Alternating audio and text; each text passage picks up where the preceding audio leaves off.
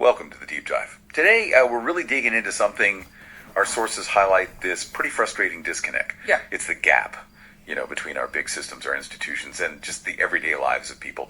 They've even got this striking metaphor for it. The magic 8-ball diagnosis for huge crises like, say, the opioid epidemic or all the struggles we see in education. And what that phrase really nails, I think, is the feeling we get that the answers are, well, they're vague, right? Sort of generic. Completely. And they just miss the mark on lived reality. It's like Yeah. you shake the toy, you get some detached answer, outlook good or whatever. Yeah. But there's no empathy there. No real grasp of what it means down on the ground. Asking plastic for help with, soul-crushing human stuff. And that magic 8-ball critique, it's not just saying the answers are, bad. It points to something deeper, a real systemic flaw. The folks making these big policy decisions, they're often just completely insulated from the actual consequences. Right. From the day-to-day reality of those signs point to yes answers they hand down. It's a massive gap, a chasm, really. That chasm you're describing, it really shows up in what our sources call these two separate worlds. It's a really vivid picture.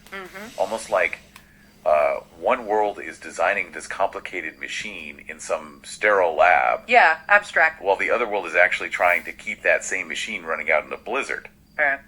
So in this, let's call it the policy world, everything's kind of a numbers game, or debating Congress, or just, a line item on a budget. Abstracted away. Yeah, like Wow. solutions for addiction might get debated, but maybe no one in the room has actually seen the quiet despair of a family being torn apart by it. Or knows what it's like for that child missing a parent. Exactly. Or education reform, it could just become a metric, a point on a graph. Yeah. Not like a real chance for some kid to maybe escape poverty. Precisely. And it's so easy for those numbers, those abstractions, to just overshadow the actual human stories behind them. And this is where representation, really starts to break down. This huge contrast.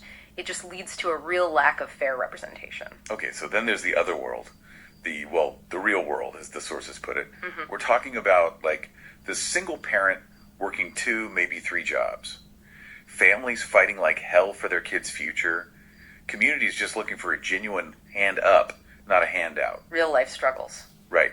And here, the opioid crisis isn't some statistic you read about. It's the empty chair at the dinner table. It's personal. It's creative. And the court system. For many people, it feels less like protection and more like this intimidating force, something they can't afford. Like justice has a price tag. It really sounds like our systems are just built without those core experiences being considered, doesn't it? Yeah. Exactly. And the assumption often is that someone, with a comfortable life, maybe a college degree, can somehow truly represent someone without those things. But real empathy. The kind where you can actually feel someone else's words, understand their reality, that's not something you just pick up from a book. You have to live it. It's forged Yeah. in shared experience.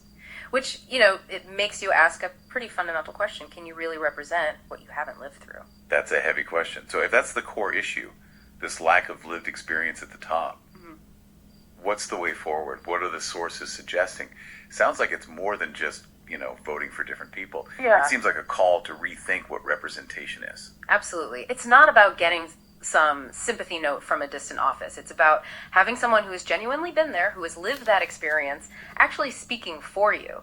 The sources talk about a family-first kind of approach to policy. Okay, what does that look like? Well, it means, for instance, maybe a new housing policy isn't just judged on cost-effectiveness graphs. It's evaluated by asking single-parent households directly. How will this actually impact your daily life, your struggles, making the most vulnerable the starting point, the cornerstone? That feels, radical, Yeah. but maybe really necessary. Shifting the whole perspective. And they point to groups like, For Real Citizens, that 501c3, as kind of embodying this idea in practice. That's right. And they're clear, this isn't some magic wand fix. No easy answers. No. It's the long, hard work, building a new foundation, basically from the ground up, where people from the community, people whose voices maybe weren't heard before, get trained, get empowered. So they can advocate directly. Exactly. Advocate for legislative changes, making sure their insights, their lived experience actually shapes policy right from the beginning. Shared wisdom leading the way. Okay. So wrapping up this deep dive then, the central message from the material seems pretty clear. Government needs to, Stop diagnosing problems from miles away. Stop using that magic 8-ball. Yeah. And start actually listening. Building with the people who are living these realities every single day. And maybe here's a final thought for you to chew on. If truly effective representation really does require that lived experience, what deeper changes might we need in society? To make sure all voices can be authentically heard and truly valued when we make policy. It pushes us beyond just voting, doesn't it? Into how we even structure our communities and govern ourselves. Welcome to the Deep Dive. Well, that was a deep dive of a speech I wrote about the education system, about a lot of the systems that we, as regular people in the private world, now I say private because the real world, and I know the real world consists of elected officials, but those representing us is supposed to be talking to all of us, and the majority of the people that I sample and talk to for the last 25 years, this isn't the case. We've all been saying it for a long time that we don't like what's going on, but yet we just keep saying it. We keep saying, boy, I wish the good old days would come back. Well, that requires us to get back in there. Some of those good days was created from the parents before us. Did they get it all right? No, they did not. And they would be the first to tell you. And while we try to fix what they didn't do right, we've actually made it worse. That's what this forum is about. That's what this platform is about. Just electing the people that listen to us. That's what we're trying to do. So I'm just doing samplings here. I don't know what we're going to do with them. We're going to keep pushing forward until we can get somebody to hear us, and then we can get things changed. It starts with us. We got to vote.